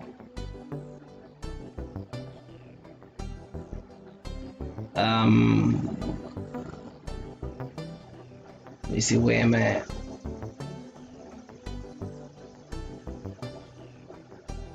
Okay, so the first Dutch traders supplied the equipment, financing, and enslaved Africans, in addition to transporting most of the sugar to Europe. In 1644, the population of Barbados was established at 30,000, of which about 1,800 were plantation workers by enslaved Africans. By 1660, there was nearly or near parity, with 27,000 blacks and 26,000 whites. By 1666, at least 12,000 white smallholders had been bought out, died, or left the island. Many chose to immigrate to Jamaica or the American colonies, notable the Carolinas. By 1680, there were 17 slaves for every indentured servant. By 1700, there were 15,000 free whites and 50,000 enslaved Africans. So let me get this right. You outnumbered 50,000 to 15,000, and you just gonna enslave some people and whip up on them, and you ain't gonna get mollywopped. Man, you better go on somewhere. And at this time in the 1700s, you know how long it takes to reload one of these rifles? You would got one shot off, and by the time you finish reloading it, you'd be dead. So can you please tell me how 15,000 white people, aka recessives, were able to enslave 50,000 Africans? They didn't. With guns that took at least 2.3 minutes to reload. And according to the Olympics and races, don't Africans run a mile in under 6 minutes? Yep. Okay. The best long distance runners on the planet. So running down them gazelles. So let me get this right. If they could run on average, let's just say they can run a mile and in a couple of minutes, and it take you a couple of minutes to load a gun. How many of them are you gonna actually be able to shoot when you outnumbered 50,000 to 15,000? With a musket at that. Man, if y'all don't go sit down somewhere with this BS. And you get so far stumped in the dirt, you'll come out on the other side.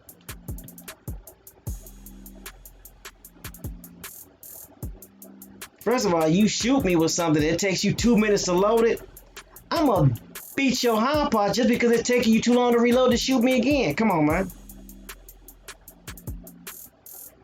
Think about the fastest loader, what was it, 45 seconds? Mm-hmm. And that was a person that trained extensively to do that. That's not a soldier, that's somebody shooting as a sport back then. Yep. Man, I would love just you know how they have these TV shows where they be debunking theories, and you have so 50 to 15, and instead of using real ball rounds, you use what do you call those things? Paintballs, the little paintballs. Let 15 athletes run at you at 5 of y'all while y'all shooting them paintballs at them to see how long that lasts. You gonna get one shot off. Then after that, you gonna be gone. Don't make any sense to me, but maybe I'm just using the wrong brain. 18th and 19th centuries, the harsh conditions endured by the slaves resulted in several planned slave rebellions, the largest of which was Busa's rebellion in 1816, which was suppressed by British troops. Growing opposition to slavery led to its abolition in British Empire in 1834. However, the white plantocracy class retained control of the political and economic situation of the island, with most workers living in relative poverty. 1780, hurricane killed over 4,000 people on Barbados. In 1854, cholera epidemic killed over 20,000 inhabitants. Darn.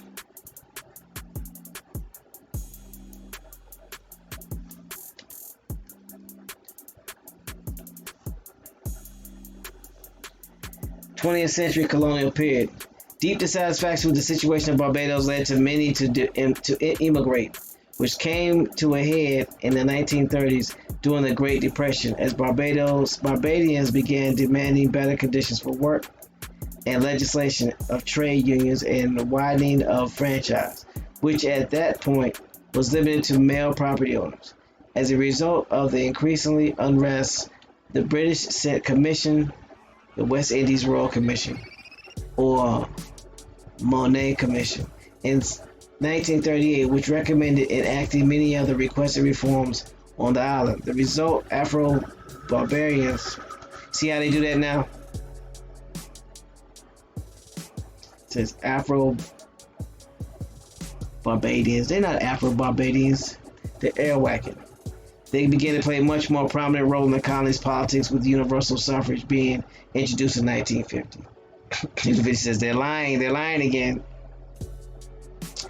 Prominent among these early activists was Grantley Herbert Adams, who helped found the Barbados Labour Party in 1938. He became the first premier of Barbados in 1953, followed by fellow BLP founder, Hugh Gordon Cummins.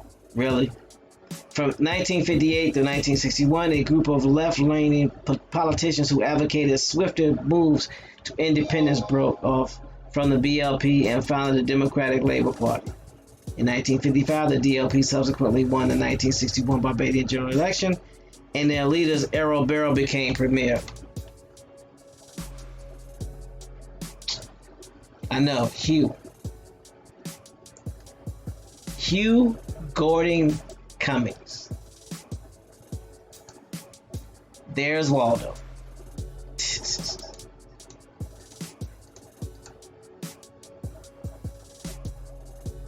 I'm just saying.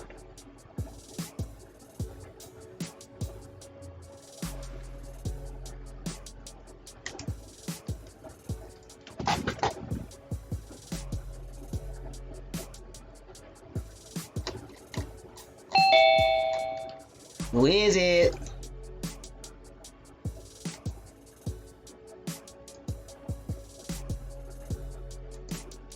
Alright, so where am I?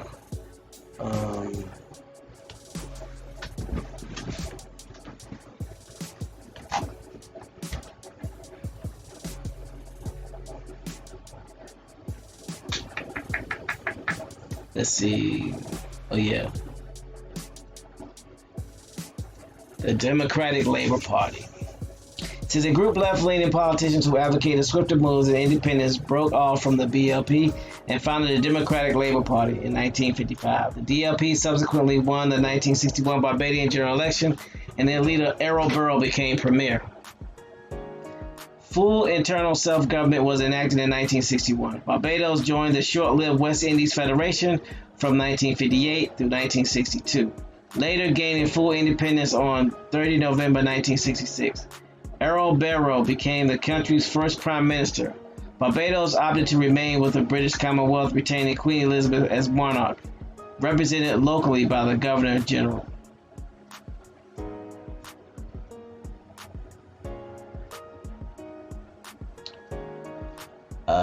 Post-independence era. The Barrow government sought to diversify the economy away from agriculture, seeking to boost industry and tourism sector. Barbados was also at the forefront of regional integration efforts, spearheading the creation of Carib and CARICOM. The DLP lost the 1976 Barbadian election to the BLP under Tom Adams. Adams adopted a more conservative and strongly pro-Western stance, allowing the Americans to use Barbados as a launch pad for their invasion of Grenada. Wow, I know that. Adams died in office in 1985 and was replaced by Harold Bernard St. John. However, he lost the 1986 Barbadian general election, which saw the return of the DLP under Errol Barrow, who had been highly critical of the U.S. intervention in Grenada. However, Barrow too died in office and was replaced by Lloyd Erskine Sandiford, who remained prime minister until 1994.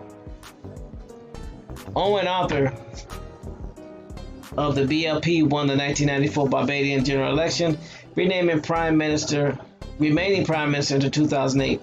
Arthur was a strong advocate of republicanism, though a planned referendum to replace Queen Elizabeth as head of state in 2008 never took place.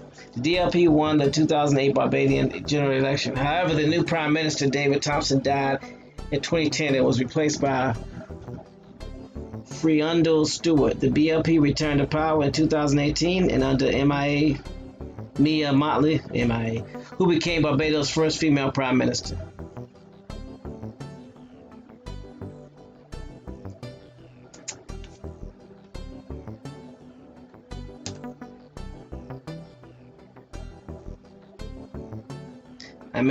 I'm sure many of you are familiar with the climate of the islands.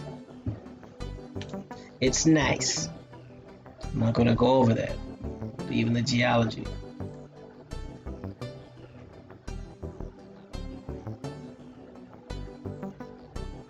Grand Rising Marlon P. Peace.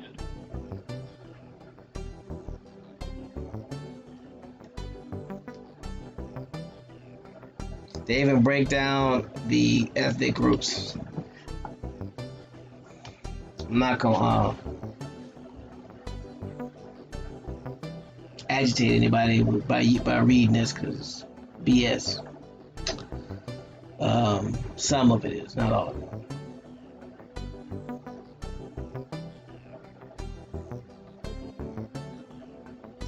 Is there anything that needs to be pointed out that I missed that we need to look at? No, we covered it all mainly. Because we're going through the islands where they started setting it off.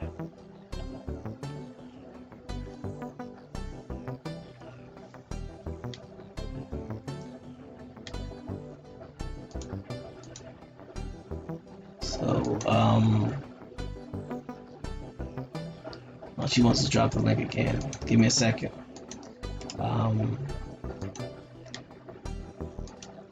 Hopefully James can come in and put a bow on this.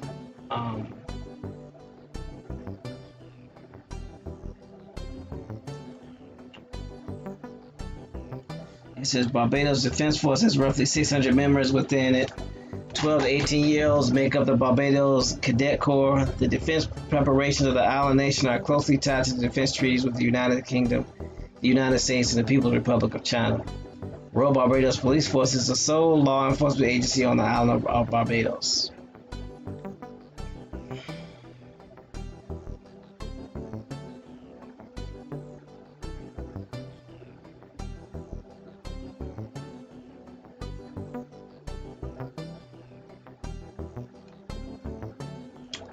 Let's see.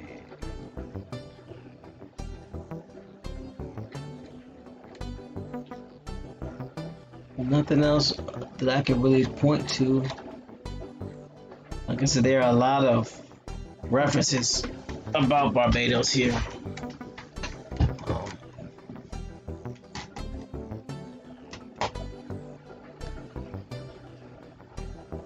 Yeah, no ties to Africa. I found no ties. Not a one. Yeah. So James, if you can come in and tie this up, that'd be great.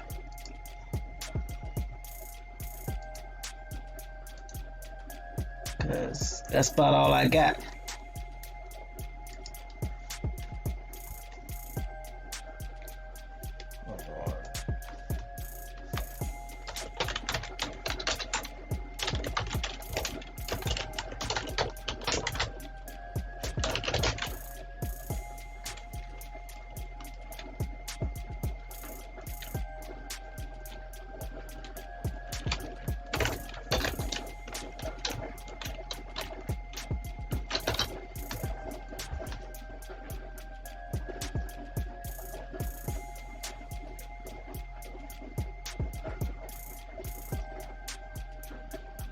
You said we have other parts.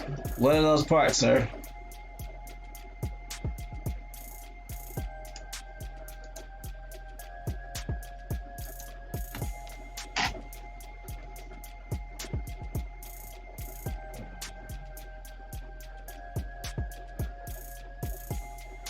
Yeah, we do have more Caribbean islands.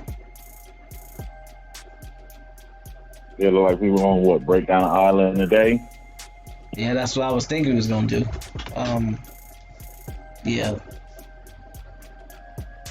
Yeah, we got a lot of Caribbean islands to break down. And I guess we'll be debunking to see if any of them had majority African slaves on them, or if they were just turning the natives there, well, the indigenous people there, giving them the title of African.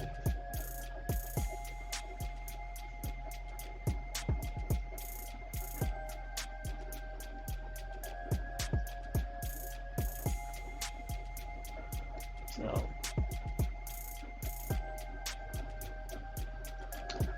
I'll tell you what, we ain't gonna keep these good people here no longer than they need to be.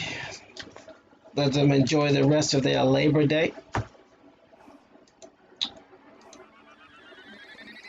So, Bones, is there anything? Well, not Bones. No sellout. Is there anything that you would like to say to good people before we get on up out of here this rising? Mic check, mic check. Yeah, we got you. Peace, everybody. Appreciate everybody for coming out today on what some would consider a holiday.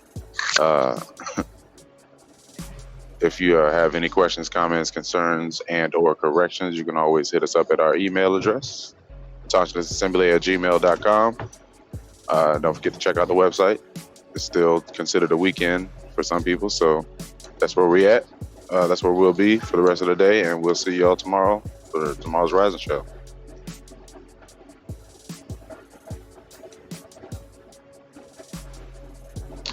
I appreciate you. Want to say peace. Send well wishes to the new subscribers and to the audience that just supports by taking information they have and, you know, taking care of their community. We look forward to hearing from y'all when y'all have an opportunity to choose to do so. I want to send a peace and salutations to the greatest chat ever. Y'all keep us in line. Y'all make sure we do what we're supposed to do when we're supposed to do it. So we want to thank y'all for always showing up and being accountable and holding us accountable. I want to say peace to the panel. Thank you for what y'all do. Y'all make my job a lot easier. And just know that we're here to help people do their genealogy. So with that, I'm going to turn it over to Bones H. McCoy and let him give you salutations and he can take us on up out of here. I relinquish the mic. All right. I'd like to thank the panel for the work they do, the chat and the listeners, because without them, this wouldn't be possible. And this rising, we're just starting breaking down the islands. Hopefully by the end of this week, people have a better understanding how a lot of this started and who are a lot of these players that's behind the scene that use DBAs to do their dirty work. And again, like we say, this information that we go through together does us no good if we don't apply it. So let's make sure as we uncover it, undig it, that we redocument it and make sure our children's children had this information. So these conditions that we face today, our children won't face them down the line. So on that note, it's always fun when we get to kick it with the relatives. No place we'd rather be. And on that note, everyone have a very, very blissful day. Keep that positive energy going out to the loved ones that have been affected by the storm. And on that note, peace. Peace, y'all.